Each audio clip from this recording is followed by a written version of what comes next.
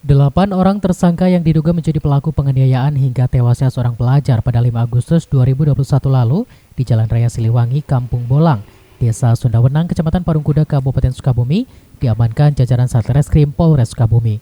Kedelapan tersangka yang masih berusia belasan tahun ini berasal dari 2 sekolah berbeda di Sukabumi.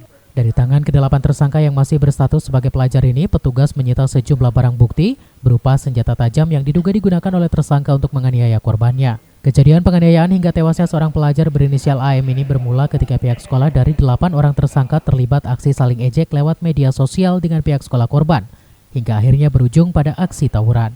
Saat terlibat aksi tawuran itulah korban AM tewas di lokasi kejadian akibat terkena sabetan senjata tajam. Sementara untuk korban mengalami luka tebasan pada bagian paha dan perut sehingga mengakibatkan kematian. Korbannya itu yang inisial AM. Motifnya para pelaku yang sudah merencanakan tawuran melakukan kekerasan berupa pembacokan, saling mengancam dan ejek antar sekolah. Untuk mempertanggungjawabkan perbuatannya, kini kedelapan tersangka meringkuk di ruang tahanan Polres Sukabumi. Dari Kecamatan Pelabuhan Ratu, Kabupaten Sukabumi, Iqbal Bakar melaporkan.